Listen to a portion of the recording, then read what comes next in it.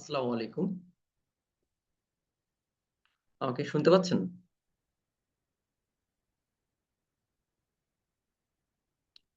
জি বস, শুনতে পাচ্ছি। বাকিরা কি শুনতে পাচ্ছেন? একটু প্লিজ রেসপন্স করবেন। শুনতে পাচ্ছি। ওকে, থ্যাংক ইউ। জি, শুনতে পাচ্ছি। Thank you. ওয়েলকাম সবাইকে আজকের আমাদের এই বিশেষ সেমিনারে। আজকে সেমিনারটা মূলত আইটিএল 4 এর ফাউন্ডেশন এবং আইটিএল 4 এর ফাউন্ডেশনটা আমাদের ক্যারিয়ারের উপরে কিভাবে ইম্প্যাক্ট ফেলতে পারে বা আইটিএল 4 এর ওভারভিউ সম্পর্কে আমরা জানবো। এটার আমাদের ক্যারিয়ার ইম্প্যাক্ট কেমন, অর্গানাইজেশনে কাজ করার জন্য আমাদের এই নলেজটা কিভাবে আমাদেরকে কাজে দেয়, কাদের জন্য এই কোর্সটা ইম্পর্টেন্ট, সেই বিষয়গুলো নিয়ে আমরা মূলত আজকে আলোচনা করব। একটা দিক নির্দেশনা দেওয়ার চেষ্টা করব আপনাদেরকে। শুরুতে এই কোর্সের কোঅর্ডিনেটর বা ইনস্ট্রাক্টর হিসেবে আমি সাজিদ রিয়াজ থাকবো। আহ, আমি ইনফরমেশন সিকিউরিটিতে কাজ করছি। আমি আইটি অডিটিং এরও কাজ করে থাকি। অ্যাজ এ ট্রেনার হিসেবে আমার পিসিবি অর্থাৎ প্রফেশনাল এভালুয়েশন অ্যান্ড সার্টিফিকেশন বডির এবং ট্রেসার্ট এটার সার্টিফাইড ট্রেনার, অ্যাক্রেডিটেড ট্রেনার আছি আমি। আমার কিছু কোর্স করা আছে, কিছু প্রফেশনাল সার্টিফিকেশন আছে। এখানে যেগুলো দেখছেন, আমার NIST cyber security professional, ISO lead auditor 27001, 42001, lead cyber security manager, ITIL foundation. এছাড়াও আমাদের সাইবার সিকিউরিটিতে বেশ কিছু সার্টিফিকেশন আমার করা আছে। আমি লাস্ট 3 বছরে অনেকগুলা কোর্স কমপ্লিট করেছি। আমাদের এল ফাউন্ডেশন 7i টেকনোলজির রিসেন্ট একটা ব্যাচ কমপ্লিট করলাম। আপনাদের 7i এর সাথে এটা আমার সেকেন্ড ব্যাচ হবে। তো এটা আর কি আমার সম্পর্কে খুব ছোট্ট ইন্ট্রোডাকশন। আমি দেখছি অনেকে জয়েন করেছেন, 15% অলরেডি জয়েন করেছেন। তো আমরা কোর্স সম্পর্কে একটু আইডিয়া নিই। আহ, খুব বেশি সময় লাগবে না আমাদের, মোটামুটি সেমিনারটা অল্প সময়ের ভিতরে শেষ করব। আপনারা একটু জাস্ট অ্যাটেন্টিভ হলেই হবে। আইটিএলটা আসলে কি? আইটিএল হচ্ছে ইনফরমেশন টেকনোলজি ইনফ্রাস্ট্রাকচার লাইব্রেরি, এর ফুল অ্যাব্রিভিয়েশন। আইটিএল মূলত অনেকগুলো বেস্ট প্র্যাকটিসের একটা ফ্রেমওয়ার্ক। মূলত এই ফ্রেমওয়ার্কটা আইটিএসএম অর্থাৎ আইটি সার্ভিস ম্যানেজমেন্টের ফ্রেমওয়ার্ক নিয়ে কাজ করে এবং এটা ওয়ার্ল্ড ওয়াইড সবচেয়ে বেশি এখনো পর্যন্ত অর্গানাইজেশনগুলো অ্যাডপ্ট করেছে। আইটিএল মূলত একটা অর্গানাইজেশনের বা যে অর্গানাইজেশনগুলো আইটি সার্ভিস নিয়ে কাজ করে তাদের বিজনেস গোলের সাথে আইটিএলটা কিভাবে অ্যালাইন করে কিভাবে অর্গানাইজেশনগুলোকে হেল্প করে সেই জিনিসগুলা আমরা ডিসকাস করি আইটিএল এ। আইটিএসএম ইন্ডাস্ট্রিতে লাস্ট 3 বছর ধরে বা 3 দশক ধরে আইটিএল লিডিং একটা গাইডলাইন দিয়ে যাচ্ছে। গাইডেন্স, ট্রেনিং এবং সার্টিফিকেশন। আইটিএল 4 সর্বশেষ ইন্ট্রোডাকশন, রিসেন্টলি আইটিএল 5 ইন্ট্রোডাকশন হয়েছে। তো এটাকে এখনো পর্যন্ত বলা হচ্ছে বেস্ট প্র্যাকটিস, যেটা হচ্ছে ডিজিটাল ইকোনমিতে এবং ইন্ডাস্ট্রি 4, এমনকি ইন্ডাস্ট্রি 5 যেটা চলে এসেছে আমাদের এআই জেনারেটিভ, সেটাতেও আইটিএল খুবই বেশি ইউজ হচ্ছে। ওয়ার্ল্ড ওয়াইড মোস্টলি যে সমস্ত বড় বড় অর্গানাইজেশন আছে তারা এই আইটিএল কে অ্যাডপ্ট করছে এবং আইটিএল এর ফ্রেমওয়ার্ক তাদের নিজেদের অর্গানাইজেশন গুলোতে কাজে লাগাচ্ছে। তো এটা ছিল আইটিএল এর মূলত আইডিয়া। এরপরে আইটি সার্ভিস ম্যানেজমেন্ট নিয়ে যদি কিছু বলতে হয় সেক্ষেত্রে বলা হচ্ছে যে সার্ভিসটা মূলত ভ্যালু ক্রিয়েট করে। অর্থাৎ আমরা যে কোনো অর্গানাইজেশনে যে ধরনের সার্ভিস প্রোভাইড করে থাকি বা যে ধরনের অর্গানাইজেশন গুলো যে ধরনের সার্ভিস দিয়ে থাকে সেই সার্ভিসটা আসলে তাদের ভ্যালু ক্রিয়েট করে। ভ্যালুটা আসলে ক্রিয়েট করে মূলত অর্গানাইজেশনের জন্য এবং তাদের যে রেসপেক্টিভ কাস্টমার আছে তাদের জন্য। অর্থাৎ আপনি যখন কোনো সার্ভিস নিয়ে কাজ করবেন, যেহেতু আইটিআইটা আইটি সার্ভিস ম্যানেজমেন্ট নিয়ে এর উপরে কাজ করছে, তো এখানে অর্গানাইজেশনের সার্ভিস এবং তাদের রেসপেক্টিভ কাস্টমার যারা আছেন তাদের সার্ভিস নিয়ে মোস্টলি চ্যাপ্টার 1 এবং 2 তে ডিসকাস করা হয়েছে কি কি ধরনের সার্ভিসটা থাকে আমাদের আইটি ইন্ডাস্ট্রিতে এবং সেই সার্ভিসগুলো কিভাবে ডেলিভারি করা হয়, সার্ভিসগুলো ডেলিভারির মাধ্যমে অর্গানাইজেশনগুলো কিভাবে তাদের নিজেদের ইমপ্রুভমেন্ট করে, কাস্টমারদের জন্য কিভাবে ভ্যালু ক্রিয়েট করে, সেই জিনিসগুলা এখানে মোস্টলি ইন্ট্রোডিউস করা হয়েছে। যেহেতু এখন ওয়ার্ল্ড আইটি এনাবল সার্ভিসের দিকে ট্রান্সফর্ম হচ্ছে। নতুন নতুন টেকনোলজি রেগুলার আসছে, এবং যত টেকনোলজি নিউ টেকনোলজি আসছে সেই টেকনোলজি গুলো কিন্তু নতুন নতুন অপরচুনিটি ক্রিয়েট করছে। তো আইটিএল 4 এর গাইডলাইন অনুযায়ী বা আইটিএল 4 এ যে টেকনোলজি গুলোকে নতুন অ্যাডপ্ট করা হয়েছিল সেটা ছিল artificial intelligence, cloud computing, infrastructure as a service, machine learning, block chain, এই ধরনের টেকনোলজি গুলো কিন্তু আইটিএল 4 এ আইডিয়া দেওয়া হয়েছিল। وش ماما أدوفوت نو.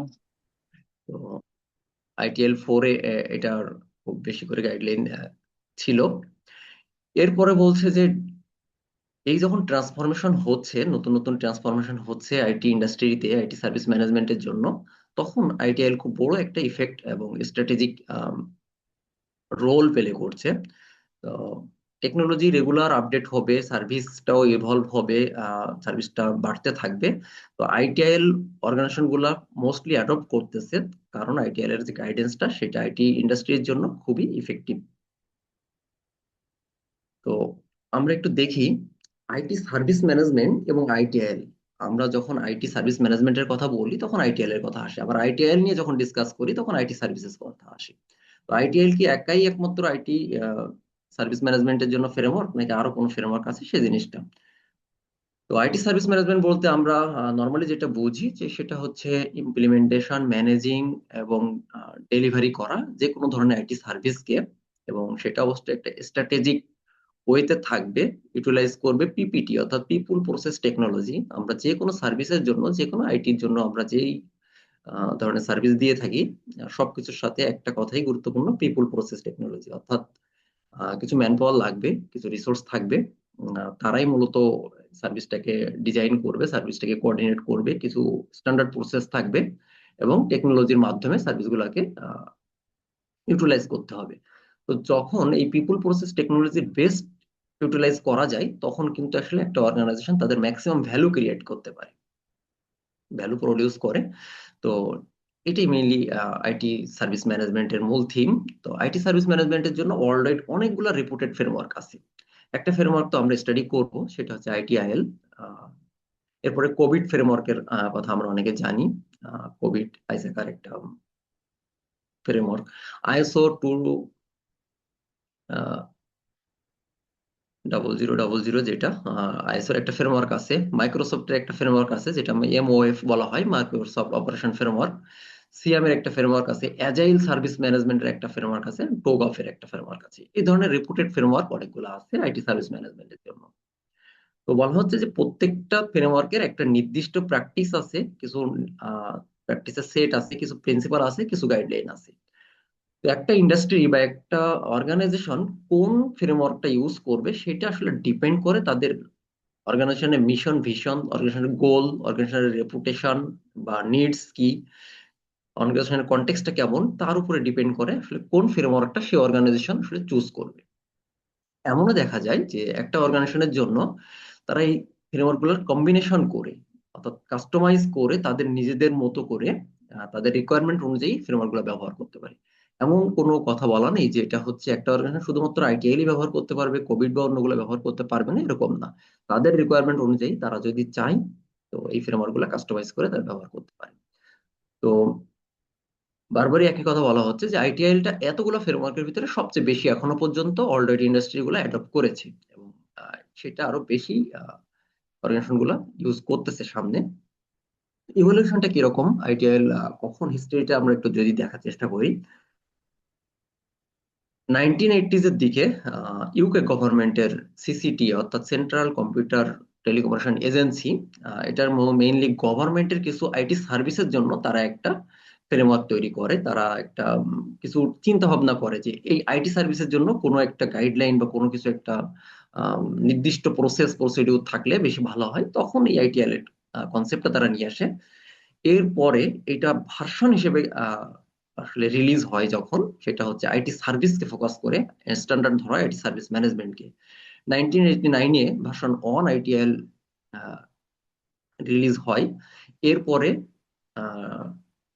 2001-এ যেটা এসে, এরপরে এই আইটি সার্ভিস ম্যানেজমেন্টের সাথে আইটি সার্ভিস ডেলিভারি এবং সাপোর্টটা কিরকম হবে এর একটা ইউনিফর্ম স্ট্রাকচার রেডি করে, সেটা ভার্সন 2 হিসেবে পাবলিশড হয়। ভার্সন 3 2007-এ এসে ভার্সন 3 রিলিজ হয় এবং ভার্সন 3-তে একটা নতুন কনসেপ্ট নিয়ে আসে।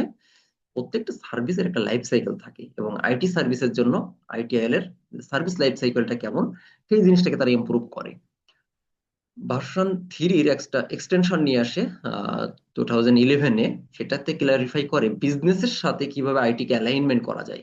এই জিনিসটাকে আইটিএল ক্লারিফাই করছে এবং বিজনেসটা কিভাবে অ্যাডপ্ট করবে আইটিএল এর মাধ্যমে, বিজনেস এর পার্সপেক্টিভ অনুযায়ী, বিজনেসের মিশন ভিশন অনুযায়ী তারা আইটি সার্ভিসটাকে কিভাবে ইমপ্রুভ করবে সেই জিনিসটাকে এখানে অ্যালাইন করে। 2016-এ এসে ভার্সন 3-র আরো একটা এক্সটেনশন আসে। তারা নতুন একটা প্রিন্সিপাল অ্যাড করে, 7 গাইডিং প্রিন্সিপাল। অর্থাৎ তারা একটা গাইডিং প্রিন্সিপাল নিয়ে আসে, 7টা গাইডিং প্রিন্সিপাল নিয়ে আসে। আমরা দেখবো স্লাইডের শেষের দিকে। তো গাইডিং প্রিন্সিপাল গুলো নিয়ে আসে।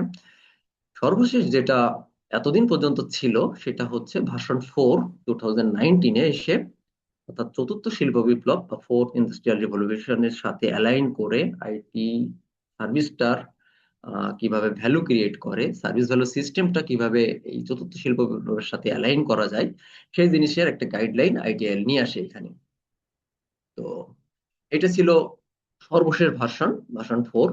রিসেন্টলি লাস্ট জানুয়ারি 2026-এ এসে ভার্সন 5 রিলিজ হয়েছে। এখনো পর্যন্ত একদম লাস্ট 2 দিন আগে, অর্থাৎ জানুয়ারি 30-31 তারিখের দিকে এটা রিলিজ হয় ভার্সন 4, ভার্সন 5, যেটা 2 দিন আগে রিলিজ হয়েছে।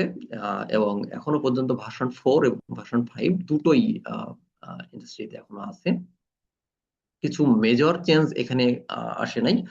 জাস্ট যে আমাদের ফিফথ ইন্ডাস্ট্রিয়াল রিভলিউশন অর্থাৎ এআই জেনারেটিভ যে জিনিসগুলো সেই জিনিসগুলো ইনকর্পোরেট হয়েছে। আমি আপনাদেরকে আইডিয়া দেওয়ার চেষ্টা করব কি কি জিনিস নতুন ইনক্লুড হয়েছে। তো এখনো পর্যন্ত ভার্সন 4টাই চলছে, ভার্সন 5 জাস্ট রিসেন্ট রিলিজ হয়েছে। এটা একটা খুব ইম্পর্টেন্ট নিউজ আইটিএল এর হিস্ট্রিতে। আইটিএল 4-এ কি কি জিনিসগুলো ছিল সেটা বলছে যে আইটিএল 4 প্রোভাইড করছে একটা comprehensive guideline for management of IT enabled service in the digital economy. একইভাবে এটা রিশেপ করছে কাস্টমারের এক্সপিরিয়েন্সকে। কাস্টমারের এক্সপিরিয়েন্সটা রিশেপ অর্থাৎ নতুন করে একটা ডিজাইন করা হয়েছে। ভ্যালু স্ট্রিমটা কি জিনিস এবং ডিজিটাল ট্রান্সফরমেশনের যে এরিয়াটা যাচ্ছে, যে যুগটা যাচ্ছে, সেই জিনিসটার সাথে আইটিএল 4-কে অ্যালাইন করা হয়েছে। আইটিএল 4-এ কিছু ওয়ার্কিং মেথোডোলজি নিয়ে কাজ করছে, নতুন নতুন lean technology, agile technology, DevOps, এই জিনিসগুলোকে এমব্রেস করা হয়েছে। এবং এটা ডিজাইন করা হয়েছে কিছু মানে ডিজাইন করে যেটাকে এনশিওর করছে, সেটা ফ্লেক্সিবিলিটি ইনশিওর করছে ইন্টিগ্রেটেড সিস্টেমের সাথে ইফেক্টিভ গভর্নেন্স এবং ম্যানেজমেন্ট। অর্থাৎ আইটি সার্ভিস আমরা সবসময় দেখি যে গভর্নেন্স জিনিসটা আইটিতে একটু কম ছিল, আইটি সার্ভিসটাকে ম্যানেজ করা হয় একদম খুব সিলি ভাবে। সেই জিনিসটাকে আইটিএল একদম ডকুমেন্টেড ওয়েতে, একটা প্রসপেক্টিভ ওয়েতে এটাকে আসলে কিভাবে আইটি এনাবল সার্ভিস গুলাকে ডেলিভারি করা যেতে পারে, গভর্নিং করা যেতে পারে, ম্যানেজমেন্ট করা যেতে পারে, সেই জিনিসগুলোর আইডিয়াটা আইটিএল 4-এ চলে আসছে। আইটিএল 5 যেহেতু একদম রিসেন্ট, তো এখানে কি কি জিনিস ইনক্লুড করা হয়েছে আহ, সেটার একটা ছোট্ট গাইডলাইন আমি এখানে যেটা দিচ্ছি আপনাদেরকে, যে এটা ডিজিটাল এবং প্রোডাক্ট সেন্ট্রিক। স্পেশালি এটা আর্টিফিশিয়াল ইন্টেলিজেন্স কে এনাবল করে আইটিএল 5 রিলিজ হয়েছে, যাতে করে, যেহেতু আইটিএল সার্ভিস ম্যানেজমেন্ট নিয়ে কাজ করে, সার্ভিস ম্যানেজমেন্টের কিছু গাইডলাইন নিয়ে কাজ করে, সেটা এই ভ্যালুটা কিভাবে মডার্ন এনভায়রনমেন্টে এআই ইউজ করে, এআই এর কনটেক্সট ইউজ করে কিভাবে কত ফাস্টার ওয়েতে এই জিনিসটাকে ডেলিভারি দেওয়া যায় সেই জিনিসটাকে ইনকর্পোরেট করা হয়েছে। আইটিএল 5 হেল্প করবে রেসপেক্টিভ টিমস অথবা ইন্ডিভিজুয়ালকে, তো আর্টিফিশিয়াল ইন্টেলিজেন্স রিলেটেড যে সমস্ত প্র্যাকটিস আছে সেই প্র্যাকটিস গুলাকে খুব দ্রুত কিভাবে ডিসিশন নেওয়া যায়, প্র্যাকটিস গুলা ইউজ করে কিভাবে ডিসিশন নেওয়া যায় সেই কাজে আমাদের হেল্প করবে।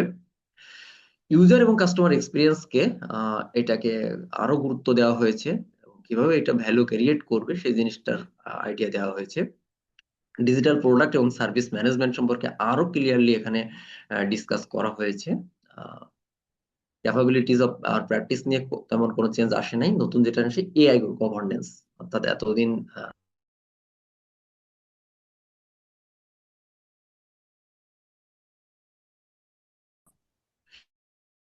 আর্টিফিশিয়াল ইন্টেলিজেন্স এর গাইডলাইন ছিল এই দুইটা রিসেন্টলি অ্যাড করা হয়েছে। কিছু টার্মিনোলজিক্যালি আপডেট আসছে, কিছু খুব মাইনর কিছু আপডেট আইটিএল 5 এসছে। তো এটা ছিল আইটিএল 4 আর আইটিএল 5 পাবলিকেশন, সেটার ইয়ে। তো এখানে খুব ইন্টারেস্টিং একটা স্লাইড আপনাদের সাথে আমি একটু শেয়ার করি, যেটা হচ্ছে যে এখানে আপনার তিনটা ইমেজ দেখতে পাচ্ছেন, তিনটা ফটো দেখতে পাচ্ছেন। একটা হচ্ছে কোডাক, একটা হচ্ছে ফুজিফিল্ম, আর একটা হচ্ছে সনি একটা ক্যামেরা। তো এই তিনটা পিকচারের সাথে আপনারা কি পরিচিত? কেউ যদি একটু রেসপন্স করতেন, এটা কি আপনাদের মনে পড়ে কিছু ইমেজ গুলো দিয়ে? এনিওয়ান?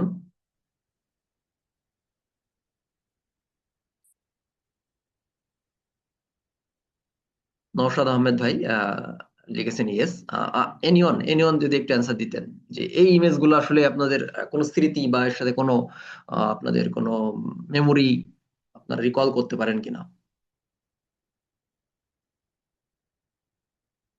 Kodak film.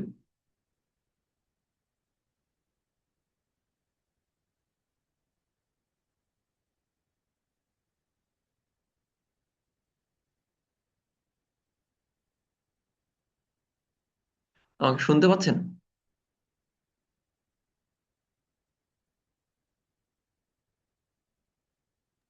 জি জি, শুনতে পাচ্ছেন। ওকে।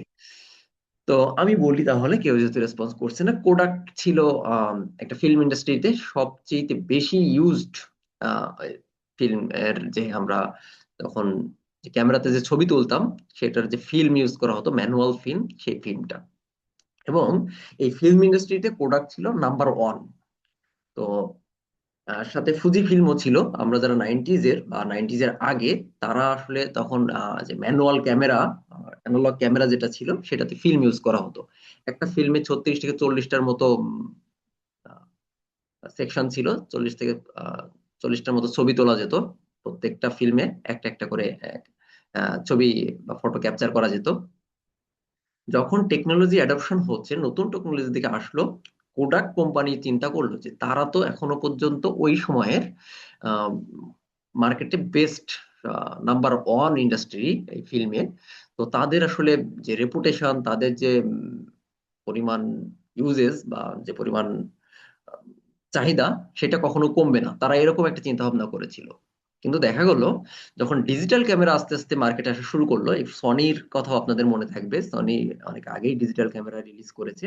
তখন ডিজিটাল ট্রান্সফরমেশনের দিকে আসলো এই ক্যামেরার প্রযুক্তিটা, তখন তারা কি করতেছে যে প্রোডাক্ট কিন্তু ডিজিটালি ট্রান্সফরমেশন নিয়ে আসেনি, তারা তাদের অ্যানালগ পদ্ধতিতেই ছিল।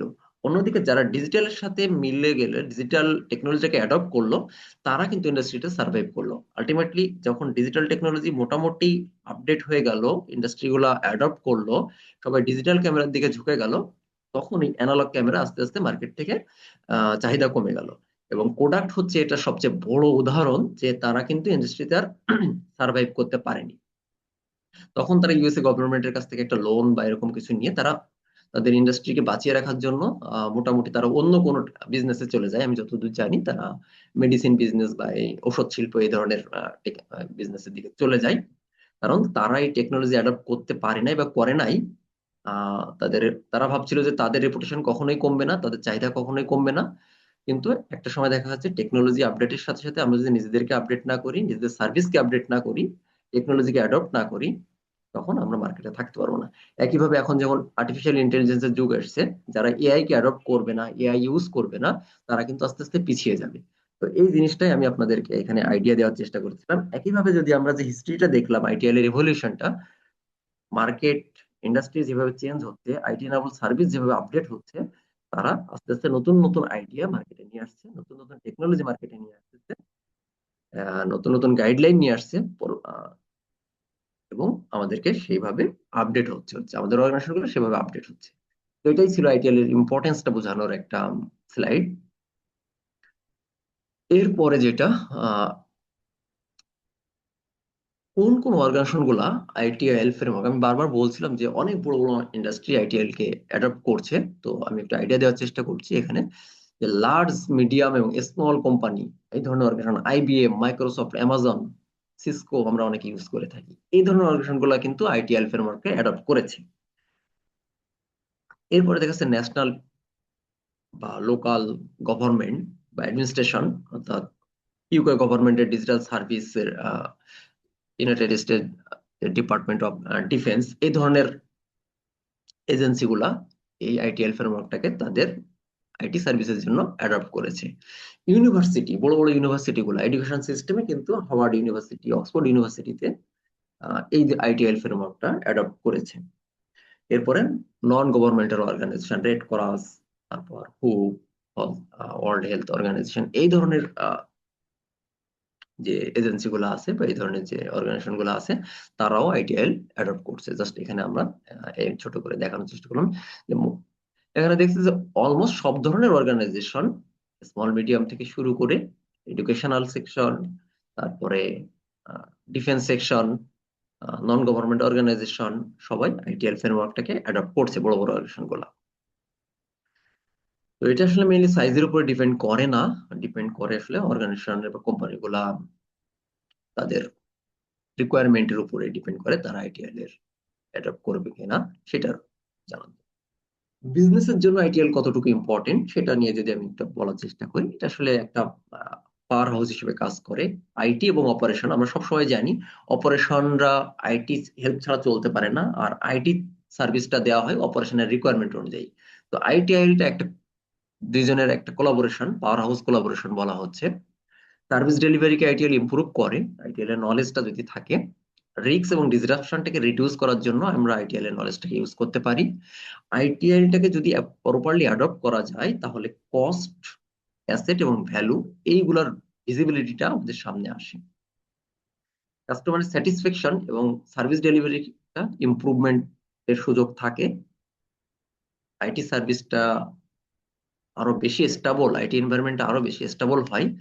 বিজনেসের চেঞ্জ গুলা আইটিএল সবসময় সাপোর্ট করে, বিশেষ করে ডিজিটাল ট্রান্সফরমেশনের যুগে যত ধরনের বিজনেস চেঞ্জ আসে মেইনলি আইটির উপর ভিত্তি করে আসে, সুতরাং আইটির নলেজটা প্রয়োজন।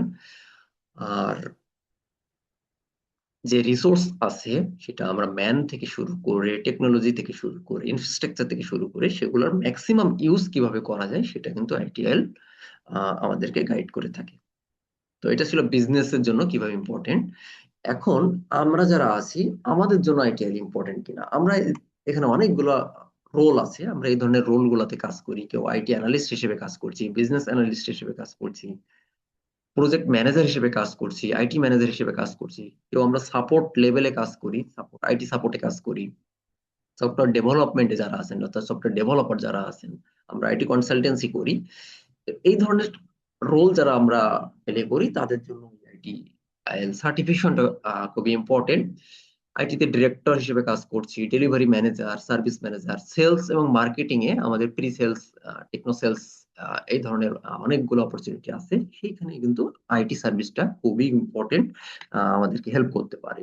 সিস্টেমে যারা কাজ করে ডেভঅপ নিয়ে কাজ করি, অর্থাৎ আইটি এবং আইটি রিলেটেড যে সমস্ত সেক্টর গুলো আছে এই সেক্টর গুলোতে আমরা যারা ইনক্লুডেড বা এই সেক্টর গুলোর সাথে আমরা যারা রিলেটেড তারা কিন্তু এই আইটিএল সার্টিফিকেশনটা তাদেরকে হেল্প করে।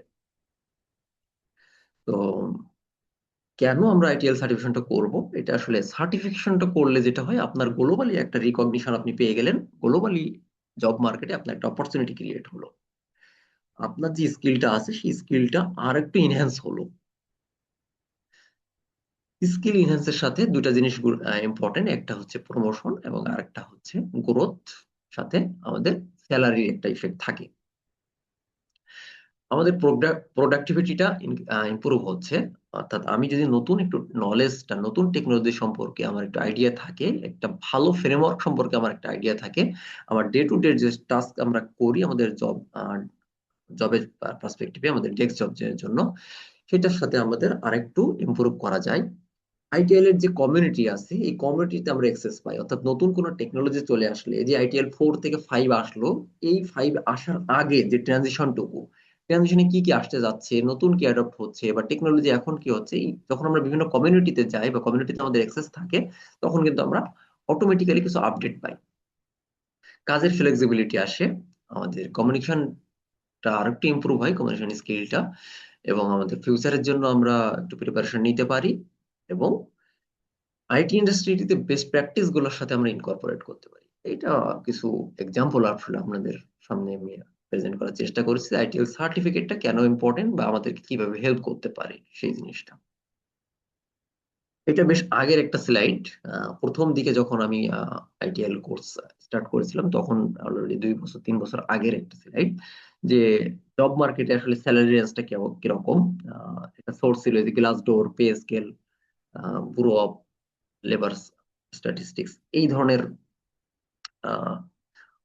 জব সাইট গুলা থেকে এটা কালেকশন করা ছিল, যে আইটি সার্ভিস ডেস্ক অ্যানালিস্ট, তারপরে যারা আমরা IT service desk manager, ITIL process owner, IT service manager, তারপরে consultant, ITIL consultant, IT operation, chief information officer, CIO. তো এন্ট্রি লেভেল, মিড লেভেল এবং সিনিয়র লেভেলে একটা রেঞ্জ এখানে দেওয়া আছে ডলারে। ওয়ার্ল্ড ওয়াইড কিভাবে এই বড় বড় অর্গানাইজেশন গুলোতে যারা এই ধরনের রোলে কাজ করে তাদের একটা স্যালারি রেঞ্জ এখানে দেওয়ার চেষ্টা করেছিলাম। জব রিকোয়ারমেন্ট, জব রিকোয়ারমেন্টের কি কি ধরনের ইয়ে থাকে আমি ছোট করে একটু, এটা বেশ আগে স্লাইড, 25 সালের স্লাইড। এখন আপনারা যদি আমার এটা একটু খেয়াল করেন, আমি বিডি জবসে দেখি আজকে আইটিএল এর কোনো, আমি আইটিএল দিয়ে যদি সার্চ দিই তো এখানে কি কি কোন কোন অর্গানাইজেশন গুলো আসলে আইটিএল কে এই মুহূর্তে রিকোয়ার করছে, যে analyst IT governance risk and compliance, Gildan. Gildan একটা মাল্টিন্যাশনাল অর্গানাইজেশন, ওয়ার্ল্ড এরা কাজ করে, স্পেশালি কানাডা বেজ একটা অর্গানাইজেশন, বাংলাদেশে এদের অফিস আছে। তো এরা এদের এই পজিশনের জন্য, আইটি গভর্নেন্স পজিশনের অ্যানালিস্টের জন্য তারা আইটিএল কে রিকোয়ার করেছে, বা আইটিএল কে একটা এক্সপিরিয়েন্স আছে। তারপরে কি service management assistant engineer Technovision, এখানে আইটিএল এর নলেজটা চাওয়া হয়েছে। IT officer Salauddin specialised hospital, একটা হসপিটালেও কিন্তু এই যে আইটিএল এর নলেজটা চাচ্ছে, সার্টিফিকেশন চাচ্ছে। Head of IT and infrastructure, বিশেষ করে এই ধরনের রোল যারা, বিশেষ করে একটু ম্যানেজার লেভেল, তাদের এই নলেজটা খুব ইম্পর্টেন্ট। তো এই অর্গানাইজেশনটা কি, বিটোপিয়া, এই অর্গানাইজেশনে আইটিএল এক্সপিরিয়েন্সটা চাচ্ছে, এবং এখানে এক্সপিরিয়েন্স কিন্তু অলমোস্ট 8 থেকে 12 বছরের এক্সপিরিয়েন্স দরকার, এবং আইটিএল এর সার্টিফিকেশনটা এখানে চাচ্ছে। আইটি অ্যাডমিনিস্ট্রেটর টেট 2 এবং টেট 3 এক্সপোজ, যার যেটা, এই অর্গানাইজেশন কি, স্পোর্ট লিমিটেড, এখানে আইটিএল এর সার্টিফিকেশনটা চাচ্ছে। Senior technology specialist Microsoft solution, এখানে আইটিএল এর সার্টিফিকেশনটা, এই যে বিটোপিয়া। তারপরে আরো একটা ইয়ে আছে, মাইক্রোসফট অ্যাজিউর ক্লাউড নিয়ে যারা কাজ করে তাদের ক্ষেত্রেও। তো এখানে আসলে আমি আপনাদের দেখানোর চেষ্টা করছি যে কোন কোন রোলের জন্য, এবং জব মার্কেটে আইটিএল কেমন, আইটিএল এর সার্টিফিকেট কেমনটা ভ্যালুয়েবল। এখানে 7টা জব আমরা পাচ্ছি যে এখনো পর্যন্ত বিডি জবসে অ্যাভেলেবল। তো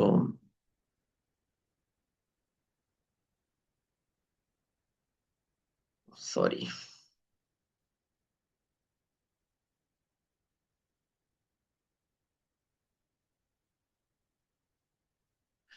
তো এটা দেখলাম ওয়ার্ল্ড ওয়াইড, এটা বেশ পুরোনো একটা স্লাইড যেহেতু, আমি এখানে যারা ইন্ডিড, ইন্ডিড একটা ওয়ার্ল্ড ওয়াইড জব সাইট, তারপরে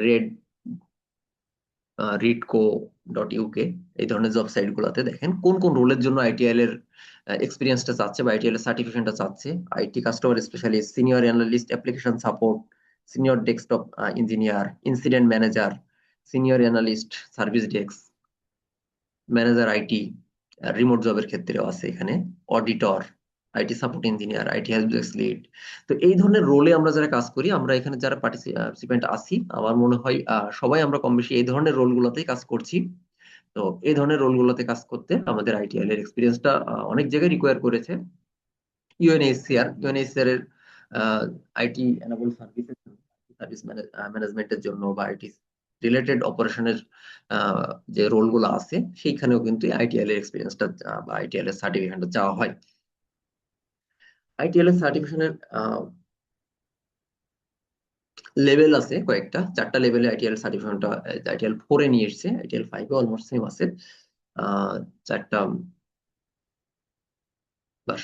লেভেল আছে আইটিএল 4-এ যেটা আছে, প্রথম লেভেলটা আছে ফাউন্ডেশন। আজকে আমাদের ওয়েবিনার যেটা, সেটা আছে ফাউন্ডেশন। ফাউন্ডেশন কমপ্লিট করার পরে ম্যানেজিং প্রফেশনালটা যখন আমাদের করতে হয়, তখন আমাদের বেশ কিছু মডিউল আলাদা করে আমাদেরকে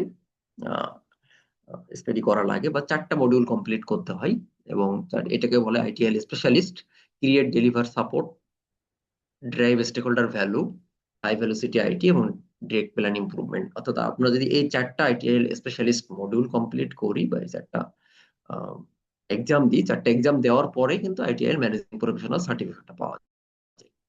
ফাউন্ডেশনের পরে যদি কেউ অনলি 2টার ডিরেক্ট প্ল্যান এবং ইমপ্রুভমেন্ট, সাথে হচ্ছে ডিজিটাল অ্যান্ড আইটি স্ট্র্যাটেজি, এই 2টা সার্টিফিকেশন করে, এক্সাম দেয়, তখন তারা যে সার্টিফিকেশনটা জন্য হয় সেটা হচ্ছে আইটিএল স্ট্র্যাটেজিক লিডার।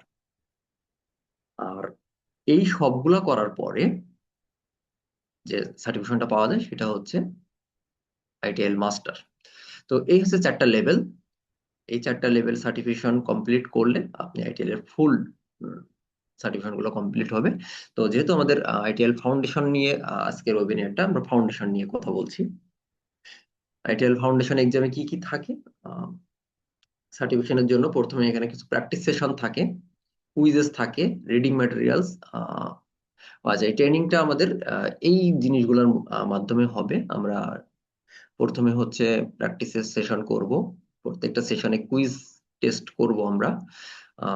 আমরা স্লাইড নোট কিংবা আইটিএল 4 এর যে অফিসিয়াল বুকটা আছে সেটা আমরা আপনাদের সাথে শেয়ার করব। আর যখন কেউ ফাইনাল এক্সামে পড়বে, গত সপ্তাহে আমাদের গত ব্যাচের একজন এক্সামে পড়ছে এবং সাকসেসফুলি পাস করছে।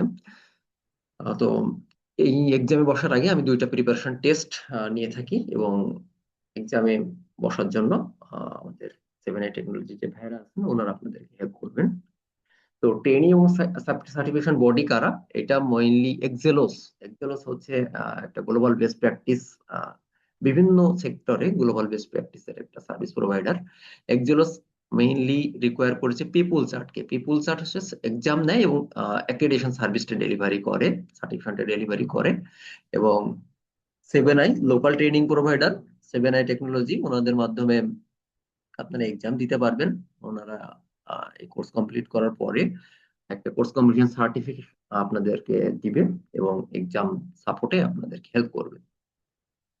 যখন আপনারা ফাইনাল সার্টিফিকেশন এক্সামে বসবেন, আইটিএল সার্টিফিকেশন এক্সামে বসবেন, তো আইটিএল ফাউন্ডেশনের জন্য স্পেশালি কোনো ধরনের প্রি রিকুইজিট নাই। জাস্ট ট্রেনিং কোর্স কমপ্লিট করার পরে আপনারা এক্সামে বসতে পারেন। এবং ফাইনাল এক্সামে 40টা কোশ্চেন থাকে, সবগুলো কোশ্চেনই অলমোস্ট মাল্টিপল চয়েস কোশ্চেন। এবং এক্সামে পাস মার্কস হচ্ছে 65% মার্ক, অর্থাৎ 40টা কোশ্চেনের ভিতরে আপনাকে 26 কোশ্চেন কারেক্ট করতে হবে। 40টা কোশ্চেনের জন্য আপনি 60 মিনিট পাবেন, 1 ঘন্টা। এবং এই এক্সামটা মেইনলি ক্লোজ বুক এক্সাম, অর্থাৎ এমসিকিউ, আপনাকে close book exam, open book হবে না। এটা অনলাইনে আপনি এক্সামটা দিতে পারবেন। আপনি এক্সাম কমপ্লিট করার পরে এই ধরনের একটা স্যাম্পল সার্টিফিকেট, এই ধরনের একটা সার্টিফিকেট আপনাকে দেওয়া হয়, যেটা এক্সোলস এবং পিপুল চার্টের মাধ্যমে আপনি সার্টিফিকেটটা পাবেন। এখন আমরা যে জিনিসটা দেখবো, আইটিএল কোর্সের ভিতরে কি কি আছে। আমরা এতক্ষণ দেখলাম যে আইটিএলটা কি, কিভাবে এটা হেল্প করছে, এবং কোর্সের ভিতরে আমরা কি কি স্টাডি করবো সেই জিনিসটা আমরা একটু দেখি। তো এখানে বিভিন্ন চ্যাপ্টার আছে। প্রথম চ্যাপ্টারে আমাদের ইন্ট্রোডাকশন চ্যাপ্টার, এরপরে আছে আমাদের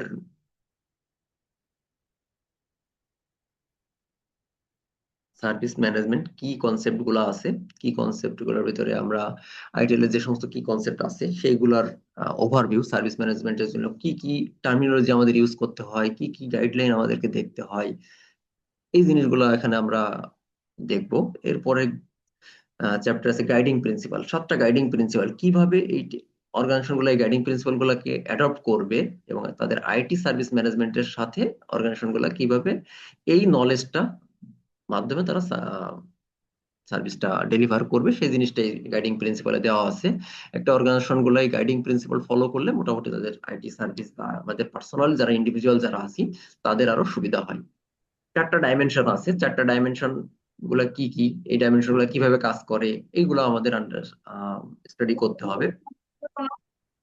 সার্ভিস ভ্যালু সিস্টেম এবং সার্ভিস ভ্যালু সিস্টেমের ভিতরে যে কম্পোনেন্ট গুলো আছে তারা কিভাবে একটা আরেকটার সাথে ইন্টারকানেক্টেড, কিভাবে service value chain, IT governance, তারপরে কন্টিনিউয়াল ইমপ্রুভমেন্ট, এই জিনিসগুলা কিভাবে একটা আরেকটার সাথে ইন্টারকানেক্টেড সেই জিনিসগুলা এই চ্যাপ্টারে আলোচনা করা হয়েছে। এবং নেক্সট যেটা হচ্ছে কন্টিনিউয়াল ইমপ্রুভমেন্ট। কন্টিনিউয়াল ইমপ্রুভমেন্ট হচ্ছে প্রত্যেকটা স্টেপে আমাদের নতুন নতুন কিন্তু ইমপ্রুভমেন্টের সুযোগ থাকে, এবং ইমপ্রুভমেন্টটা আসলে একবার করে রেখে দিলে হয় না, কন্টিনিউয়াসলি আমাদের ইমপ্রুভমেন্টের মধ্যে দিয়ে থাকতে হয়।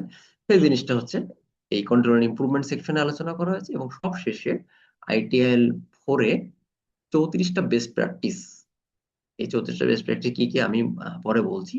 প্রত্যেকটা প্র্যাকটিস কিভাবে এইখানে আমরা লং টাইম স্পেন্ড করব, যে কিভাবে এই 34টা প্র্যাকটিস আমরা ডে টু ডে অপারেশনের ক্ষেত্রে কাজে লাগানো যেতে পারে, সেই জিনিসগুলো নিয়ে ডিসকাস করা হয়েছে।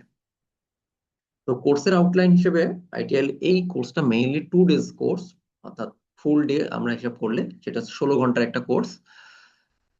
এই কোর্সটাকে যেহেতু আমরা অনলাইনে করব, আমরা 8টা ক্লাসের মধ্যেই কমপ্লিট করব, যেহেতু প্রতিদিন 2 ঘন্টা একটা করে ক্লাস থাকবে। ডে 1 থেকে ডে 8 পর্যন্ত আমরা ক্লাস করব, এবং ডে 9-এ আমরা একটা মক টেস্ট এক্সামের প্রিপারেশন এগুলা নিয়ে ডিসকাস করব।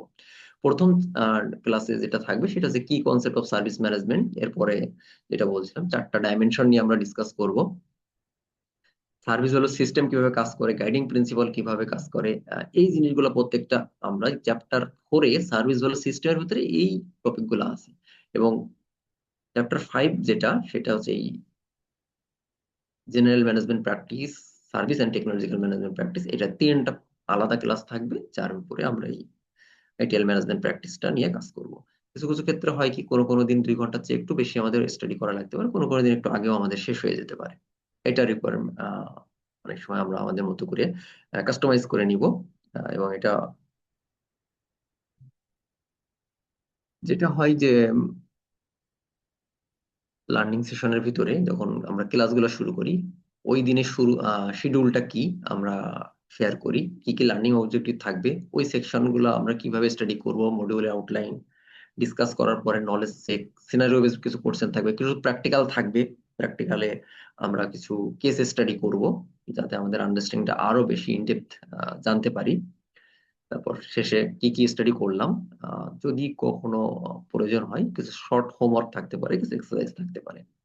এইভাবে আমরা কোর্সটাকে কমপ্লিট করব। তো এই পর্যন্ত কারো কোনো কোয়েরিজ থাকলে করতে পারি, না হলে আমরা শেষ করি, শেষ করে তারপর আমরা কোয়েরিজের দিকে যেতে পারি। তো কি কনসেপ্ট অফ সার্ভিস ম্যানেজমেন্ট যে চ্যাপ্টারটা ছিল, এই চ্যাপ্টারে ভ্যালু কি, ভ্যালু কো ক্রিয়েট কি, অর্থাৎ আমরা প্রথমে যে স্টাডি করছিলাম যে আইটিএল আসলে কাস্টমার এবং তার অর্গানাইজেশনের ভ্যালু ক্রিয়েশন নিয়ে কাজ করছি। তো একসময় আমরা কি করতাম যে আমরা একটা অর্গানাইজেশনে যাচ্ছি, বা একটা যদি শপে বলি, একটা সুপার শপ বা কোথাও যাচ্ছি, আমরা একটা প্রোডাক্ট চয়েস করলাম, প্রোডাক্টটা নিয়ে আমরা চলে আসলাম। কিন্তু আইটিএল এই নতুন একটা কনসেপ্ট নিয়ে আসছে, ভ্যালু শুধু হচ্ছে কি যে আপনি একটা পেমেন্ট করলেন, পেমেন্টের এগেইনস্টে আপনি প্রোডাক্টটা নিয়ে চলে আসলেন। ভ্যালু ক্রিয়েশন হচ্ছে আপনার এখানে ফিডব্যাক থাকবে, অর্থাৎ কাস্টমার কি কি ধরনের প্রোডাক্ট এক্সপেক্ট করছে, এই প্রোডাক্টের কি কি ফিচার এক্সপেক্ট করছে, সেই জিনিসগুলা আগেই যদি ইন্ডাস্ট্রি গুলা বুঝতে পারে, ইন্ডাস্ট্রি গুলো কোনো সার্ভে করে কাস্টমারের রিকোয়ারমেন্ট অনুযায়ী, কাস্টমারের ফিডব্যাক অনুযায়ী তারা সার্ভিসটাকে ডেলিভারি দিতে পারে, প্রোডাক্টটাকে ডেলিভারি দিতে পারে, তাহলে সেটা হচ্ছে একটা নতুন ভ্যালু অ্যাড হবে বোথ ফর কাস্টমার এবং অর্গানাইজেশন। এটা হচ্ছে ভ্যালু কো ক্রিয়েশন। তো আইটিএল এটাকে খুব ব্রডলি অ্যানালাইসিস করে এই সিস্টেমটাকে রেডি করেছে। একটা হচ্ছে ভ্যালু, এবং ভ্যালু সাথে কিভাবে ভ্যালু কো ক্রিয়েট হয় সেই জিনিসটা। অর্গানাইজেশন কি, সার্ভিস প্রোভাইডার কারা, আমরা কিন্তু জানি সার্ভিস প্রোভাইডার যারা সার্ভিস প্রোভাইড করছে, বাট অ্যাকচুয়ালি আসলে তাদের ডেফিনেশন কি, তাদের কি কি ধরনের কাজ থাকে। সার্ভিস কনজিউমার কারা, সার্ভিস কনজিউমারের ভিতরে আবার বিভিন্ন ধরনের সেকশন থাকে, স্পন্সর, তারপরে কাস্টমার, এই রোলগুলো যারা প্লে করে, এবং আদার স্টেক হোল্ডার নিয়ে এখানে ডিসকাস করা হয়েছে। সার্ভিসের টাইপ এবং প্রোডাক্ট টাইপ, প্রোডাক্ট কোনগুলোকে আমরা প্রোডাক্ট বলছি, কোনগুলোকে আমরা সার্ভিস বলছি, প্রোডাক্ট এবং সার্ভিস কিভাবে একটা আরেকটার সাথে রিলেটেড, সেই জিনিসটা। সার্ভিস রিলেশনশিপ, একাধিক ভেন্ডর থাকে, একাধিক স্টেক হোল্ডার থাকে, একটা সার্ভিসের মাধ্যমে আসলে এই রিলেশন গুলা কিভাবে ক্রিয়েট হচ্ছে সেই জিনিসগুলো নিয়ে এখানে ডিসকাস করা হয়েছে। এবং শেষে ভ্যালুটা আউটকাম, আউটপুট, কস্ট এবং রিস্ক, এই সবগুলো অ্যানালাইসিস করে আসলে আপনার জন্য কোনটা বেনিফিশিয়াল, ভ্যালুটা আসলে আপনার কাছে কিভাবে আসছে, সেই জিনিসগুলোকে এখানে ডিসকাস করা হয়েছে। এটা হচ্ছে চ্যাপ্টার 2 তে, কি কনসেপ্ট অফ সার্ভিস ম্যানেজমেন্ট। এরপরে যেটা আসছে 4 ডাইমেনশনাল মডেল, অর্থাৎ আইটিআইএল 4 এ নেক্সট চ্যাপ্টারে যেটা, এটা 4টা ডাইমেনশন নিয়ে ডিসকাস করা হয়েছে। অর্থাৎ যে কোনো ধরনের আইটি সার্ভিসের জন্য আমাদেরকে এই 4টা ডাইমেনশন ইউজ করা লাগে। একটা হচ্ছে অর্গানাইজেশন এবং পিপল। প্রত্যেকটা সার্ভিসের জন্য একটা অর্গানাইজেশন থাকবে এবং সেখানে যারা কাজ করছে তার সাথে যারাই স্টেক হোল্ডার আছে সেই পিপল গুলা নিয়ে কথা বলছে এখানে। এরপরে যেটা ইনফরমেশন অ্যান্ড টেকনোলজি, যেহেতু টেকনোলজিক্যাল সাবজেক্ট বা technological service, information and technology নিয়ে কথা বলা হয়েছে। এখানে পার্টনার্স এবং সাপ্লায়ার দেরকে আলাদা করে ফোকাস করা হচ্ছে, কারা পার্টনার কারা সাপ্লায়ার, কিভাবে তাদের ভিতরে রিলেশন ক্রিয়েশন হচ্ছে, সেই জিনিসগুলো নিয়ে এখানে ডিসকাস করা হয়েছে। 4 নম্বর ডাইমেনশনটা ভ্যালু স্ট্রিম এবং প্রসেস, কোন কোন প্রসেসের মাধ্যমে একটা সার্ভিস শুরু থেকে শেষ পর্যন্ত যাচ্ছে, কোন কোন স্টেপ তাদেরকে কভার করতে হচ্ছে, সেই জিনিসগুলো নিয়ে এখানে ডিসকাস করা হয়েছে। এগুলো হচ্ছে 4টা ডাইমেনশন। কোর ডাইমেনশন হচ্ছে 4টা।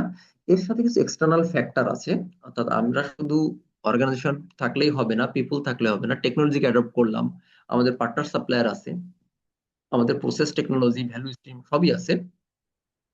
এরপরে আমাদের সার্ভিসটাকে হ্যাম্পার হতে পারে, সার্ভিসের উপর ইফেক্ট আসতে পারে, সেটা হচ্ছে এক্সটার্নাল ফ্যাক্টর গুলো। একটা হচ্ছে পলিটিক্যাল ফ্যাক্টর। গত বছর বা তার আগের বছর যখন গভর্নমেন্ট চেঞ্জ হয় তখন একটা পলিটিক্যাল ফ্যাক্টর ছিল।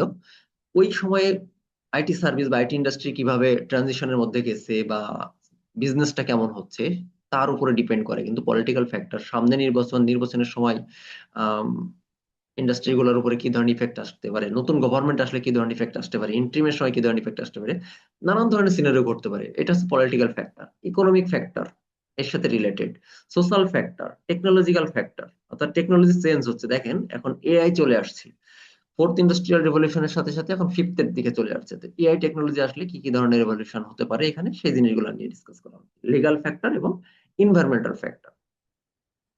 হঠাৎ করে যদি আর্থকোয়েক হয়, হঠাৎ করে কোনো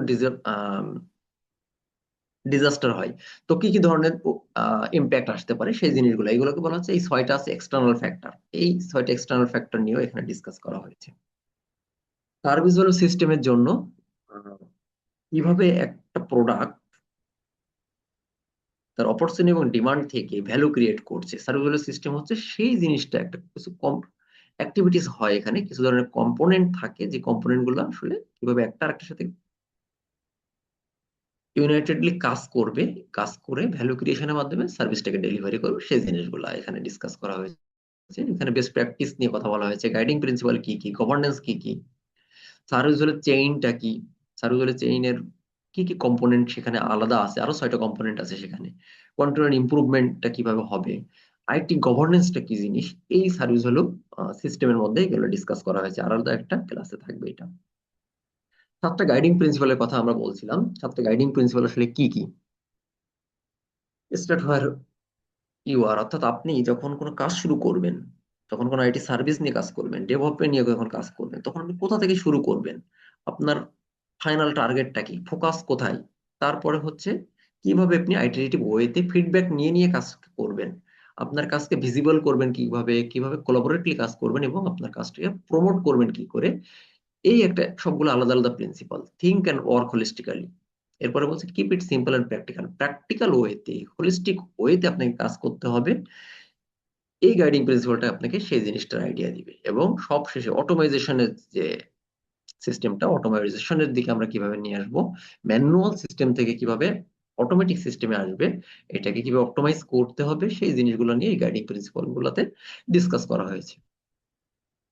আইটিএল ম্যানেজমেন্ট প্র্যাকটিসের ভিতরে যেটা আমরা বলছিলাম, এইটার ইন ডেপথ আমাদের ডিসকাস করা হয়েছে। এখানে 34টা প্র্যাকটিস আছে, 3টা ক্যাটাগরিতে ভাগ করা আছে, general management practice, service management practice, technical management practice. যেমন এখানে একটা architecture management, information security management, অর্থাৎ ইনফরমেশন সিকিউরিটি আইটি ইন্ডাস্ট্রিতে বা আইটির সাথে কিভাবে রিলেটেড, ইনফরমেশন সিকিউরিটি কিভাবে ব্রিজ হচ্ছে, সিকিউরিটি কিভাবে ম্যানেজ করতে হবে, ইনফরমেশন সিকিউরিটির সাথে কোন কোন বিষয়গুলো রিলেটেড, সেই জিনিসগুলোকে এখানে ডিসকাস করা হয়েছে। একদম আমরা যে ধরনের কাজগুলো আমাদের জব বা ডেস্ক জবের ক্ষেত্রে করি সেটা।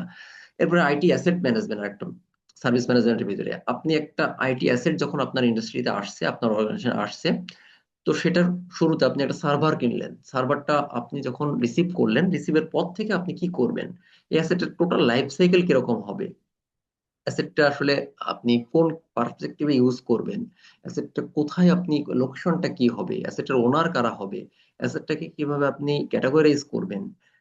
তো সবকিছুই অ্যাসেটটা একদম প্রকিউরমেন্ট থেকে শুরু করে ডিসপোজাল পর্যন্ত একটা আইটি অ্যাসেটের যে লাইফ সাইকেলটা হবে, সেই লাইফ সাইকেল নিয়ে এখানে আইডিয়া দেওয়া আছে। ইনসিডেন্ট ম্যানেজমেন্ট, হঠাৎ করে একটা ইনসিডেন্ট হলো, ইনসিডেন্টটাকে কিভাবে ম্যানেজ করতে হবে, কিভাবে ওয়ার্ক অ্যারাউন্ড হবে, তারপর ইনসিডেন্টের রুট কজ কিভাবে অ্যানালাইসিস করতে হবে, সেই জিনিসগুলো নিয়ে এখানে বলা হচ্ছে।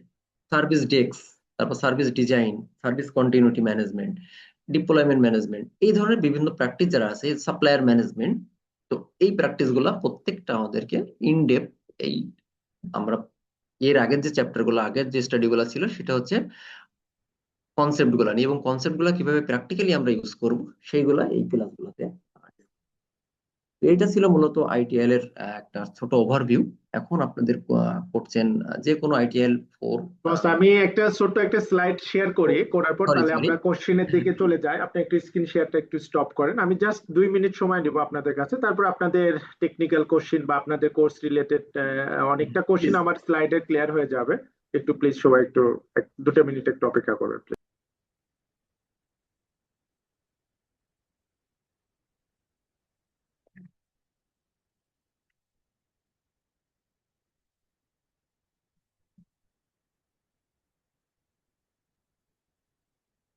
আপনারা কি আমার স্লাইড দেখতে পাচ্ছেন? হ্যাঁ, দেখতে পাচ্ছি। জি, দেখতে পাচ্ছি। আচ্ছা, বাস আমি সেভেন আইস টেকনোলজি থেকে বলছিলাম। Welcome to seven ice technology. আমার সংক্ষিপ্ত পরিচয়টা আমি একটু আহ, দিয়ে নিই। সেটা হচ্ছে, আমি মুকুল হোসেন বলছিলাম। আমি এই ট্রেনিং ইন্ডাস্ট্রিতে গত 12-13 বছর ধরে কাজ করছি। আপনারা সবাই জানবেন, আমার অনেকেই হচ্ছে চেনেন, এখানে জয়েন করেছেন। আমি আগে কোম্পানি ছিল সিএসএল ট্রেনিং, ওখানে আমি দীর্ঘ 10-12 বছর কাজ করেছি আর কি। দেন আমরা এখানে শুরু করছি আর কি গত বছর থেকে আর কি, আগস্ট থেকে। এই হচ্ছে আমার সংক্ষিপ্ত পরিচয়। আপনাদের সাথে অনেকের সাথে আমার কথা হয়েছে, আবার ইনশাল্লাহ টুডে এন্ড টুমরো কথা হবে ইনশাল্লাহ। তো আমাদের ট্রেনিংটা আসলে কত ঘন্টার হবে সেটা মোটামুটি আমাদের যে স্যার উনি শেয়ার করেছেন আর কি, যে এটা অফিসিয়াল ডিউরেশন হচ্ছিল 16 ঘন্টা। তো আমরা 24 ঘন্টা আমরা আসলে ডিক্লেয়ার করেছি। দেখা যায় যে আপনি অনলাইন সেশন, তো তো আমরা চেষ্টা করব 16 থেকে 20 ঘন্টা মধ্যে আমাদের ট্রেনিংটা শেষ করার জন্য আর কি। তো মোটামুটি আমাদের 10টা বা 11টা ক্লাস লাগে, তো এই সেশনটা শেষ করার জন্য। তো আমাদের ক্লাসটা স্টার্ট হবে হচ্ছে 9 তারিখ থেকে, ফেব্রুয়ারি 9 তারিখ। আর ক্লাসের শিডিউলটা হচ্ছে সোমবার এবং বুধবার রাত 9টা থেকে 11টা পর্যন্ত। আর এটা হচ্ছে আমাদের ক্লাসের শিডিউল। আর আরেকটা বিষয় হচ্ছে, আপনার কোর্সের কি কি সুবিধা আপনি আমাদের কাছ থেকে পাচ্ছেন। এখানে আসলে মেইনলি যেটা পাচ্ছেন, আমাদের যে টিচার বা আমাদের স্যার আছে, উনি একজন এক্সপার্ট বা উনি সার্টিফাইড পিএমপি, সরি আইটিআইএল এর। উনি দীর্ঘদিন এই মার্কেটে ট্রেনিং কন্ডাক্ট করছেন এবং আছেন আর কি আমাদের সাথে। 2 ইয়ার্স রিপিট ফ্যাসিলিটি। আপনি দেখা যাচ্ছে যে আপনি আমাদের এক্স ব্যাচের কথাই বলি, ওখানে আমাদের মোটামুটি 9 জনের মতন ট্রেনিং ডেলিভারি করেছি আমরা, পার্টিসিপেন্ট ছিল। ওখান থেকে যদি এখন কেউ বলে যে আমি ট্রেনিংটা আবার রিকাপ করতে চাই, রিপিট করতে চাই, সে কিন্তু ফ্রি অফ কস্টে আমাদের এই ব্যাচের সাথে আবারও সে ফ্রিতে করতে পারবে, কোনো প্রকার টাকা লাগবে না।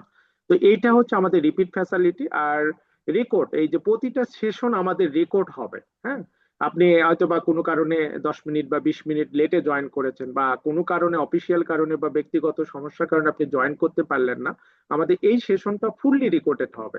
এটা আপনি পরের দিনে ক্লাসে 10টা 11টার মধ্যে আপনাকে শেয়ার করা হবে। এটা আপনি রেকর্ড দেখে সেটাকে রিকাপ করতে পারবেন। তারপরে আমরা কি করব, একটা সার্টিফিকেট প্রোভাইড করবো, সেটা আমাদের অর্গানাইজেশন থেকে একটা কোর্স কমপ্লিটের সার্টিফিকেট। আর এক্সাম প্রিপারেশন ক্লাস, এইটার সাথে তো আমাদের কভার হয়ে যাবে ক্লাসে। এটা হচ্ছে আমাদের এই ফ্যাসিলিটি গুলো, কোর্স ফ্যাসিলিটি আর কি। আর আমাদের কোর্সের ফিটা আর কি কত, আচ্ছা, কোর্স ফি আসলে এগুলো 15,000 টাকা, এটা ডিসকাউন্ট দিয়ে হচ্ছে 6,000 টাকা অফার করা আছে। আপনারা পেমেন্ট করতে পারেন বিকাশ, নগদ, রকেট এবং হচ্ছে আমাদের ব্যাংকের মাধ্যমে সে পেমেন্টটা আপনারা করতে পারবেন। আরেকটা বিষয় হচ্ছে আমাদের অর্গানাইজেশনের ঠিকানা কোথায়। আমাদের ঠিকানাটা হচ্ছে ধানমন্ডি 27-এ, সাথে আর কি সানরাইজ প্লাজার পাশে আর কি। আপনারা অনেকে জানবেন যে লিনাক্স পাঠশালার নাম শুনেছেন, ওই বিল্ডিং এ আমরা আছি। তো এখানে আমাদের অপারেশন চলতেছে। আপনারা যে কেউ আমাদের অফিস ভিজিটে করতে পারবেন। এখানে আমাদের অফিসের নাম্বার, ইমেল অ্যাড্রেস, ওয়েবসাইট এবং সবকিছু দেওয়া আছে। তো এতটুকুই ছিল। আর বিশেষ করে যেটা বাদ পড়ে গেছে আসলে সার্টিফিকেশন। আসলে আইটিআই যারা কোর্স করতে আসেন ম্যাক্সিমাম আসলে গোল থাকে যে আসলে সার্টিফিকেশনটা দেবে। আসলে অফিসিয়ালি প্রাইস হচ্ছে $550 থেকে $800, $800, এটা হচ্ছে অফিসিয়ালি প্রাইস। কিন্তু আইটিআই এ দেখা যাচ্ছে দুইটা ভেরিয়েন্টে ভাউচার পাওয়া যায়, একটা হচ্ছে শর্ট এবং হচ্ছে লং। আর বিটেড ডিপেন্ড করে হচ্ছে কান্ট্রি ওয়াইজ ভাউচার গুলো, প্রাইস গুলো ডিপেন্ড করে। আমাদের বাংলাদেশের জন্য আপনি যদি লং টার্মসে আসলে নেওয়ার দরকার নাই, আপনি প্রিপারেশন নিয়ে মোর দেন 15 ডেজ বা 1 মান্থের ভিতর পরীক্ষা দেওয়ার চিন্তা করেন, সেক্ষেত্রে আপনি 33 মতন বা 32 এরকম একটা কস্টিং আপনাদের এক্সামের ক্ষেত্রে কস্টিং হবে। আর আমরা আপনাকে ডাম্পস দিব এবং যে আমাদের কিছু মক টেস্ট হবে। আশা করি আপনারা যদি মোটামুটি খুব মানে সিরিয়াস থাকেন, আশা করি পাশ করতে পারবেন। আইটিএল পরীক্ষাটা খুব যে হার্ড হয় তা না। এটা আসলে যে প্রক্টর যে পিপল চার্টের মাধ্যমে পরীক্ষাটা হয়, এটা 1 আওয়ার্স এর মতো। মাল্টিপল যে কোশ্চেন গুলো, টাইপ গুলো স্যার অলরেডি আপনাদেরকে শেয়ার করেছে আর কি, এই টাইপের কোশ্চেন গুলো হয় আর কি। তো মোটামুটি সবাই পাশ করে। আর এই এক্সামের ক্ষেত্রে যে কোনো ধরনের হেল্প সহযোগিতা আপনি আমাদের কাছে পাবেন। এখন আসেন আপনাদের কোশ্চেন এবং আপনাদের কোর্স রিলেটেড বা আদার্স যে কোনো বিষয়ে আপনারা এখন কোশ্চেন করতে পারেন। এখন আমরা আপনাদের কোশ্চেন সেশনে যাবো আর কি।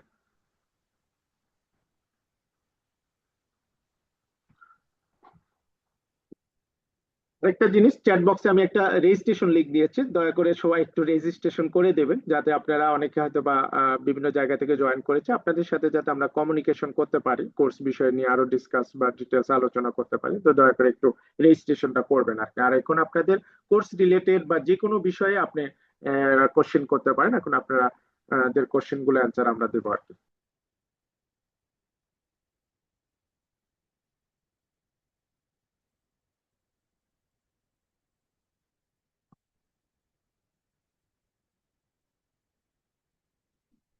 কোর্স নিয়ে, এক্সাম নিয়ে আপনাদের কোনো কোয়েরিজ থাকলে আপনারা বলবেন।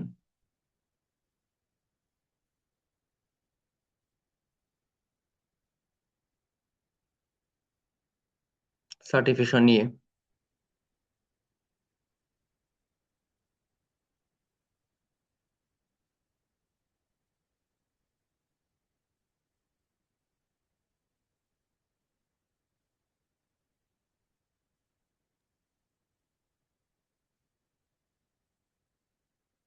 এনি তো কোশ্চেন? আমার কি শোনা যাচ্ছে? জি, শুনতে পাচ্ছি। আচ্ছা, আমি জাস্ট জানতে চাচ্ছি কোর্স আর এক্সাম নিয়ে আর কি। জি, সো কোর্সটা আসলে আমাদের ক্লাস হবে কয়টা, বা ধরেন আমাদের আসলে কিরকম সিলেবাস কভার করতে হবে? আর এক্সামের জন্য, এক্সামের প্রিপারেশনের জন্য মানে আসলে কি আমরা কি ডাম্পস ফলো করব, নাকি আসলে এক্সামসটা আসলে কিভাবে দিব, এই জিনিসগুলো একটু জানা ছিল আর কি। কোর্সটা মেনলি আমাদের 8টা ক্লাস ডিজাইন করা আছে, বাট অ্যাজ পার পার্টিসিপেন্টদের রিকোয়ারমেন্ট অনুযায়ী আমাদের ক্লাসটাকে এক্সটেন্ড করতে হয়। মুকুল ভাই যেটা বললেন, আমরা একটু খুব ইজিয়েস্ট ওয়েতে করার চেষ্টা করি, ফ্লেক্সিবল ওয়েতে করার চেষ্টা করি। আহ, তো সেক্ষেত্রে আমাদের দেখা যাচ্ছে 8টা ক্লাসের জায়গায় 9টা 10টা ক্লাস চলে আসে। সেটা ব্যাচের উপরে ডিপেন্ড করে। প্রতিদিন আমরা 2 ঘন্টা, সপ্তাহে উইকলি 2টা এভাবে কন্ডাক্ট করি। আর এক্সামের ব্যাপারে আমি সবসময় বলি ক্লাসে যে এক্সামের ব্যাপারে কোনো ধরনের টেনশন না নেওয়ার জন্য, কারণ আমরা এমন ভাবে ডিসকাস করি বা এমন ভাবে হচ্ছে আহ, আমাদের ক্লাসগুলো করা হয়। ক্লাসে প্রত্যেকটা সেকশন শেষে আমরা একটা কুইজ করি। অর্থাৎ আপনার নলেজটুকু কতটুকু হলো। ক্লাসটা যদি অ্যাটেন্টিভ ওয়েতে করা যায় তাহলে এক্সামে খুব ইজিলি পাস করা যায়। আর এছাড়া এক্সামের জন্য স্পেশালি আমি লাস্ট ক্লাসে একটা কুইজ টেস্ট নিই, যেটা আমি কিছু ডাম্পস প্রোভাইড করি। তারপরে আরো প্রেসক্রাইব ট্রেনিং একাডেমি থেকে ওনারা আরো বেশি সাপোর্ট দিয়ে থাকেন।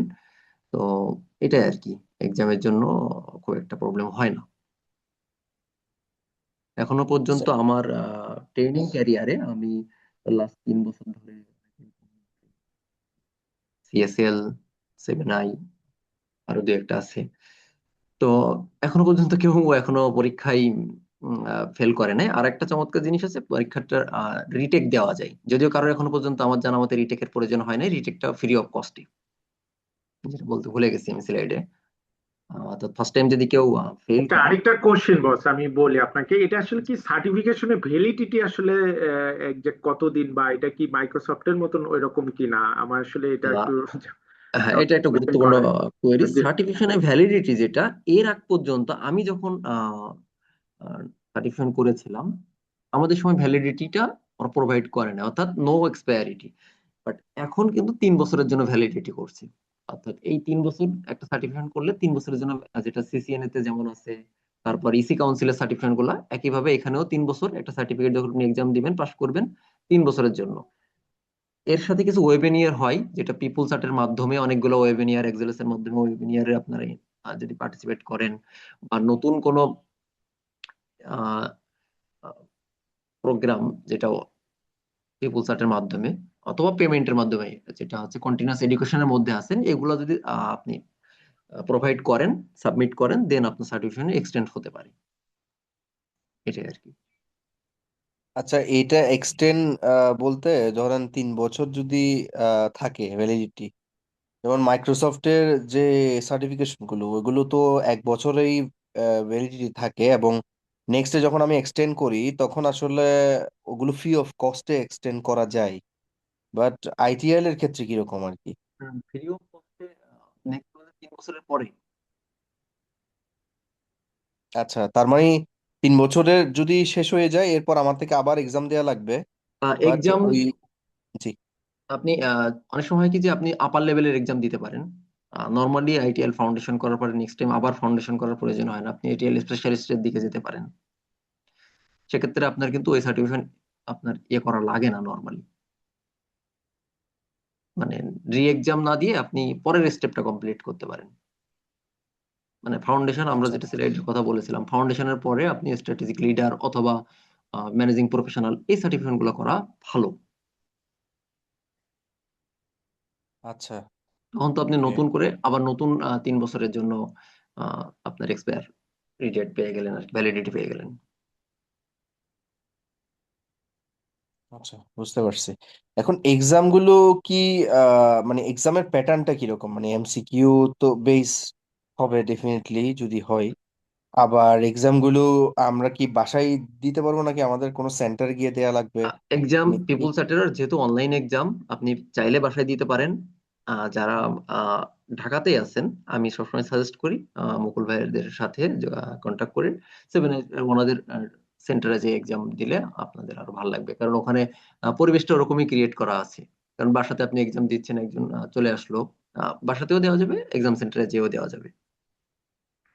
আর এক্সামের কোশ্চেন নিয়ে যেটা বলছিলেন, এক্সামের কোশ্চেন 40টা কোশ্চেন মাল্টিপল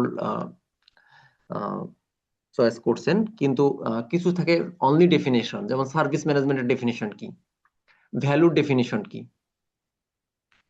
কিছু কোশ্চেন ডেফিনেশন থাকে, কিছু কেস স্টাডি টাইপের থাকে, খুব ছোট ছোট কেস স্টাডি। তারপরে আহ, আপনার এক্সাম থাকে এরকম যে এটাকে কি বলে, এখন যেমন ওই 3টা কোশ্চেন দেওয়া আছে, কোন দুইটা সঠিক, সবগুলোই এমসিকিউ, কিন্তু সৃজনশীল কোশ্চেন টাইপের থাকে অনেক সময় এমসিকিউ। আচ্ছা, আচ্ছা। তা এমনি তো যেটা বলতেছেন, 8টা ক্লাস অথবা 10টা ক্লাস যতটাই হোক আমরা শেষ করার পরপরই তো এক্সাম দিয়ে দিতে পারবো না? আমি সবসময় সাজেস্ট করি মানে আপনি কোর্স কমপ্লিটের কিছুদিনের মধ্যেই এক্সাম দিয়ে দিতে। কারণ হয় কি যে আপনার মেমোরিতেই, যেহেতু রিসেন্ট স্টাডি করলেন, এটা বেশি মনে থাকে আর কি। যত আর্লি পরীক্ষা দিবেন তত ভালো, পরে দিলেও সমস্যা নেই, কিন্তু দিতে পারবেন। আচ্ছা, এক্সামস এর কস্টিং গুলো কিরকম হয় যদি, মানে এগুলো রিসেন্টলি যদি কিভাবে আসলে হচ্ছে এটা যদি একটু ভা- বলতেন। আচ্ছা, আমি আমি বলতেছি, আমি কিছুক্ষণ আগে স্লাইডে বলছিলাম, আপনি হয়তো বা পরে জয়েন করেছেন, আমাদের বললাম 550 ডলার থেকে 800, আমি যেটা পাইছি এটা আসলে আইটিআইএল এর তাদের আসলে অফিসিয়ালি প্রাইস। বাট আইটিআইএল এর এক্সাম প্রাইসটা ডিপেন্ড করেছে কান্ট্রি ওয়াইজ। হ্যাঁ, বাংলাদেশের জন্য একরকম, ইন্ডিয়ার জন্য একরকম, শ্রীলঙ্কার জন্য একরকম, মানে এটা আসলে ওই রকম করা আছে। বাট এটা ডিসকাউন্টও পাওয়া যায়। হ্যাঁ, এখন বর্তমানে আসলে দুটো ভেরিয়েন্ট পাওয়া যায়, একটা হচ্ছে লং টার্ম, একটা হচ্ছে শর্ট টার্ম। লং টার্ম বলতে আপনি 6 মাস 1 বছর ভ্যালিডিটি থাকে ভাউচার। তো আসলে আজও অব্দি এখন পর্যন্ত কেউ আসলে ওই লং টার্ম ভাউচার কেউ নেয় না, কারণ ওটা অলমোস্ট আপনার $500 কাছাকাছি অ্যামাউন্ট আর কি। হ্যাঁ, তো সরি, 40-45-এর মতন খরচ পড়ে আর কি। তো সেক্ষেত্রে অত টাকা দিয়ে আসলে কেউ পরীক্ষা দিতে ইন্টারেস্টেড না। শর্ট টার্ম বলতে যেটা আপনি 1 মাস 45 দিন সময় পাবেন, হ্যাঁ, 15 দিন 20 দিন এরকম একটা সময় থাকে, যেটা আপনি নিজে প্রিপারেশন নেবেন, দেন আমাদের মতন বা আমাদের সাথে যোগাযোগ করলে আমরা সাথে সাথে আপনার এটা তো আসলে ওইরকম হয় না। আপনার যে রিডিম করতে হয়, পিপল চ্যাটে অ্যাকাউন্ট খোলার পরে আপনাকে রিডিম করতে হয়, রিডিম করার পরে ওখানে আপনি শিডিউল করতে হবে উইদিন যে ভাউচারের ভ্যালিডিটি আছে, আপনি 247, আপনার 24 ঘন্টায় যে কোনো সময় আপনি সে পরীক্ষাটা দিতে পারবেন। আর এটা করার পরে আপনার কিছু প্রোফাইল আপডেট করতে হবে, আপনার এনআইডি কার্ড অথবা পাসপোর্ট অথবা ড্রাইভিং লাইসেন্স। হ্যাঁ, ওখানে কিছু আইডেন্টিটি তারা ভেরিফিকেশনের জন্য সেটাকে আপডেট করতে বলে, এবং পরীক্ষা শুরুর 30 মিনিট বিফোর আপনাকে অ্যাটেন্ড থাকতে হবে, এবং তারা সেগুলো ভেরিফিকেশন করে দেন আপনার এক্সামটা আসলে লঞ্চ করে আর কি। তো এই জিনিসগুলো আসলে আপনি খুব কঠিন কিছু না। আপনি যদি ওই পিয়ারসনের আদার্স এক্সাম, মাইক্রোসফট বা সিসিএন এর যে এক্সাম গুলো হয় ওই এক্সামের মতোই।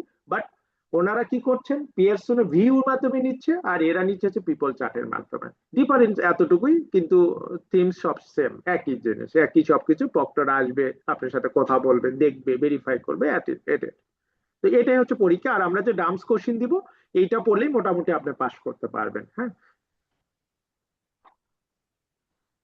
Thank you. প্রাইসটা শর্ট টার্ম এটা বলি না, সরি, আপনি হাউসের প্রাইসটা জানতে চাইছিলেন, ওটা ছিল 32-33 হাজার টাকার মতন খরচ পড়বে আর কি। হ্যাঁ, এই সব ইনক্লুডেড আর কি, ডাম্পস ইনক্লুডেড, সবকিছু আপনি আমাদের কাছ থেকে সার্ভিস পাবেন আর কি। আমরা কোর্সটা আসলে শুরু হচ্ছে কখন থেকে? এটা 9 তারিখ লাস্ট থেকে শুরু হবে, 9 তারিখ, 9 তারিখ, 9 তারিখ থেকে শুরু হবে। আমি বলেছি আমাদের কোর্সের ফিটাও বলেছি 6,000 টাকা আর কি, কোর্সের ফি নির্ধারণ করা হয়েছে। সবকিছু আপনি ওই আপনাকে একটা চ্যাট বক্সে একটা ইয়ে দিয়েছি আর কি, আমরা রেজিস্ট্রেশন লিংক দিয়েছি, ওটা রেজিস্ট্রেশন করেন। আমি সকালে আবারও আপনাদেরকে ডিটেল শেয়ার করে দেবো, এবং আমার সাথে 1 to 1 আপনাদের সাথে কথা হবে ইনশাল্লাহ।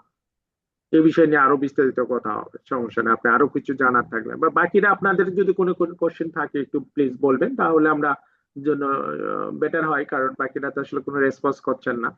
তো আজকের সেশনটা হচ্ছিল প্রশ্ন করা এবং জানা। সবাই যে ট্রেনিং করবেন তা না, অনেকে আছেন জানতে আসলে আইটিএল কি, অনেকেই এই জিনিসটা যে কে আসেন। তো বিষয়টা হচ্ছে আপনি জিজ্ঞেস করবেন, হয়তো বা ফোন করলে অনেকে বলে ভাই এটা তো আসলে কি, এটা কেন।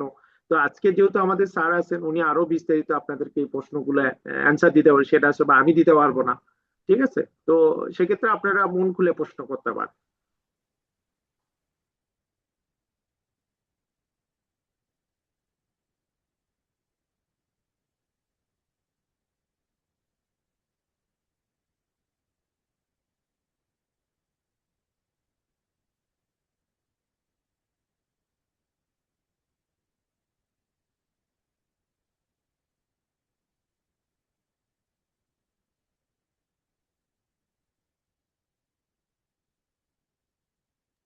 যদি বাকিদের কোনো কোশ্চেন না থাকে, তাহলে কি আমরা আজকে এখানেই শেষ করি, যে আপনাদের।